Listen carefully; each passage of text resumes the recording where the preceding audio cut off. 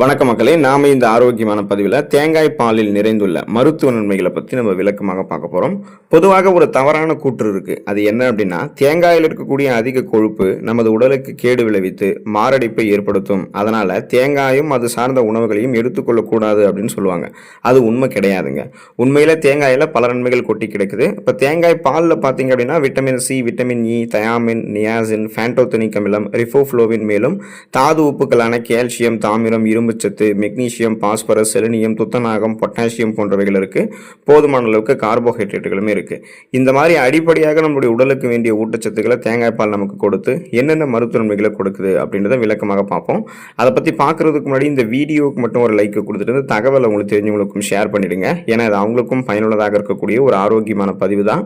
இது போன்ற அப்டேட்ஸ்கள் நீங்கள் தொடர்ந்து பார்க்கறதுக்கு நம்மளுடைய ஹெல்த் நியூஸ் தமிழ் சேனலை மறக்காம சப்ஸ்கிரைப் பண்ணி வச்சுக்கோங்க. பக்கத்தில் இருக்கக்கூடிய பெல் பட்டனையும் கிளிக் பண்ணி ஆல் அப்படின்ற ஆப்ஷனையும் செட் பண்ணி வச்சுக்கிட்டீங்க அப்படின்னா நாங்கள் போடக்கூடிய எல்லா அப்டேட்ஸும் உங்களுக்கு நோட்டிஃபிகேஷன் அடிக்கடி வந்து சேரும். சரிவாங்க மக்களே, இப்போ வீடியோக்குள்ளே போயிடலாம்.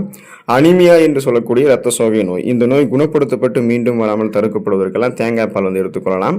இப்போ நமக்கு ரத்த சோகை எதனால் ஏற்படுதுன்ற அந்த காரணத்தை நம்ம முதல்ல தெரிஞ்சுக்கணும். அப்போ தான் அதை குணப்படுத்த முடியும். உடலில் இரும்புச்சத்து குறையும் பொழுது ரத்த சிகப்பணுக்கள் குறையும். ரத்த சிகப்பணுக்கள் குறைஞ்சதுன்னா அதில் இருக்கக்கூடிய ரத்த புரதமான ஹீமோகுளோபினுடைய எண்ணிக்கையும் குறையும். ஹீமோகுளோபின் தான் நம்முடைய உடலுக்கு வேண்டிய ஆக்சிஜனை சப்ளை பண்ணுது. ஸோ அப்படிப்பட்ட ஹீமோகுளோபின் குறையும் போது போதுமான அளவுக்கு ஆக்சிஜன் சப்ளை நமக்கு கிடைக்காதால ரத்த சோகை அப்படின்ற நோய் ஏற்படும். இந்த நோய் ஏற்படும் போது என்னென்ன அறிகுறிகள் நமக்கு தென்பட ஆரம்பிக்கும் அப்படின்னா, மயக்கம், தலைவலி, குமட்டல், வாந்தி, உடல் வலி, உடல் பலவீனம், உடல் சோர்வு, கவனமின்மை, இந்த மாதிரி அறிகுறிகள் எல்லாமே இருக்கும்.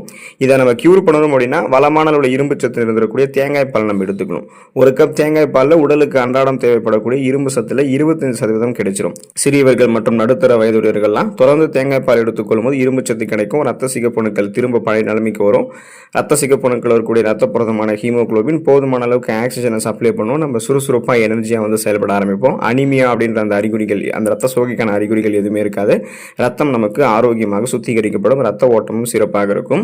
நம்முடைய உடல் எடையை எந்த விதமான பக்க விளைவுகளும் இல்லாமல் ஆரோக்கியமான முறையில் கட்டுப்படுத்தி கொண்டு குறைக்கிறதுக்கு நம்ம என்ன பண்ணணும் அப்படின்னா, அந்த வெயிட் லாஸை சாத்தியப்படுத்துறதுக்கான ஒரு ட்ரிங்க், எனர்ஜி ட்ரிங்க் எதாவது தேடிக்கிட்டு இருக்கோம் அப்படின்னா தேங்காய் பால் வந்து எடுத்துக்கொள்ளலாம்.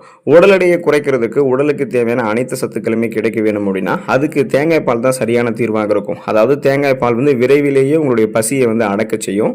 அதனால அதிக கலோரிகள் இருந்திருக்கக்கூடிய உணவுகள் சாப்பிட்றதை தடுத்து மென்மேலும் உடல் எடையை அதிகரிக்கிறத ஃபர்ஸ்ட் தடுத்துரும்.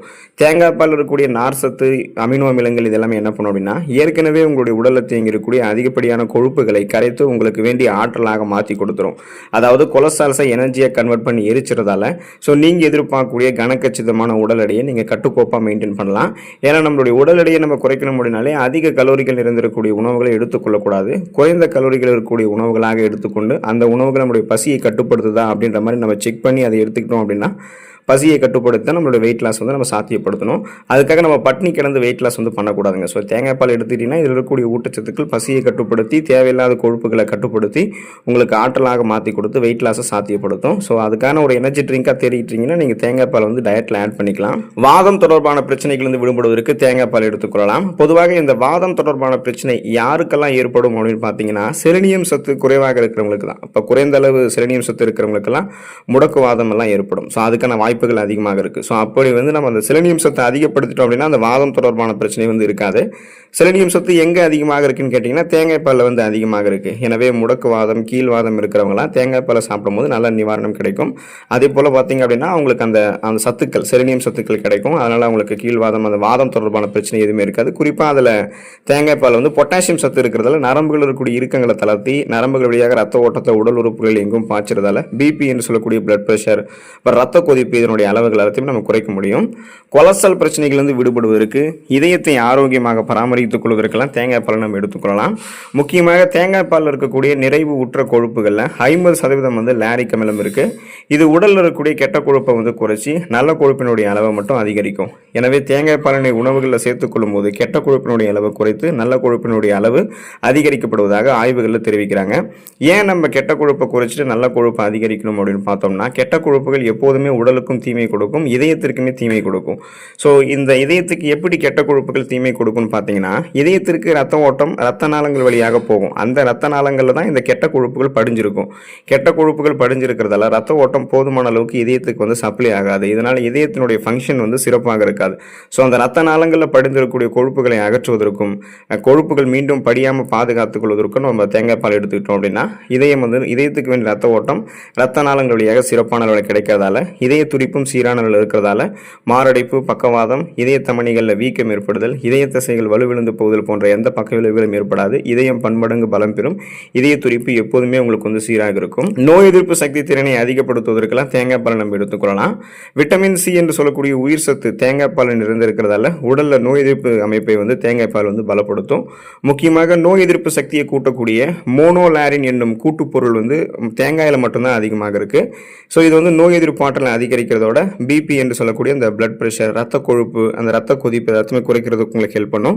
தேங்காயை தவிர இந்த சக்தி இயற்கையாகவே கிடைக்கக்கூடிய இன்னொரு இடம் வந்து தாய்ப்பால் தான். ஸோ அதை தாண்டி தேங்காய் பாலில் வந்து நமக்கு இது வந்து கிடைக்கும். அது அந்த மோனோலாரின் அப்படின்ற அந்த கூட்டுப்பொருள் இது கிடைக்கிறதால இது கூடவே விட்டமின் சி என்று சொல்லக்கூடிய உயிர் சத்தும் இருக்கிறதால நோய் எதிர்ப்பு சக்தி திறன் அதிகப்படுத்தப்படும். அதாவது அந்த இம்யூன் பவர் வந்து இன்க்ரீஸ் ஆகிறதால நமக்கு இருக்கக்கூடிய சாதாரணமான நோய்களான சளி, காய்ச்சல், இருமல், தலைவலி இந்த மாதிரி பிரச்சனைகள் எல்லாத்தையுமே தேங்காய் பால் வந்து குணப்படுத்தும்.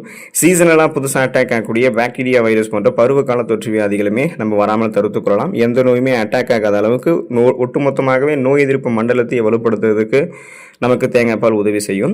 உடல் பலத்தை ஆரோக்கியமாக பராமரித்துக் கொள்வதற்கெல்லாம் தொடர்ந்து தேங்காய் பால் வந்து எடுத்துக்கொள்ளலாம். வயது முதிர்வின் காரணமாகவும் தசை நரம்புகளுக்கு போதிய சத்துக்கள் வந்து கிடைக்காததாலும் ஒரு சிலருக்கு வந்து உடலினுடைய பல பகுதிகளில் இருக்கக்கூடிய தசைகள், நரம்புகள் போன்றவற்றில் மிகுந்த இறுக்கம் ஏற்பட்டு அவங்க அதிகமாக சிரமப்படுவாங்க.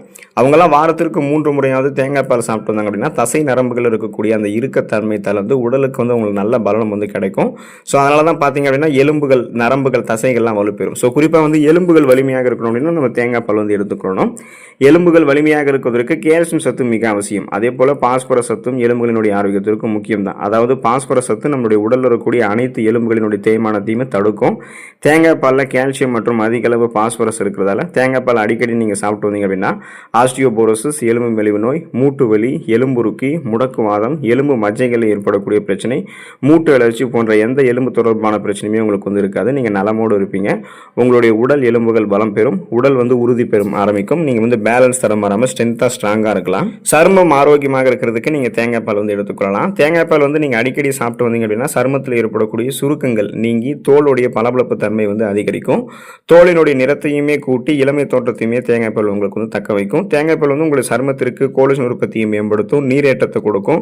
உள்ளிருந்து சருமத்திற்கு வந்து சத்துக்களை வழங்குறதால ஸோ அதில் விட்டமின் சி அப்படி அதுவுமே இருக்கிறதால பார்த்தீங்க அப்படின்னா உங்களுக்கு அந்த ஆன்டி ஆக்சிடென்ட்கள் கிடைக்கும் பொழுது உங்களுடைய சருமத்தில் இருக்கக்கூடிய இறந்த செல்கள், அந்த டெட் செல்ஸ் எல்லாமே ரிமூவ் ஆகிடும். இதனால் முகப்பொருட்கள், கண் கருவலியங்கள், கரும்புள்ளிகள், வயதான சுருங்கிய தோலமைப்பு, கோடுகள், கரைகள் கொண்ட மாசு முறிவடைந்த சருமம் என எதுவுமே உங்களுக்கு வந்து இருக்காது. நீங்கள் நலமோடு இருப்பீங்க.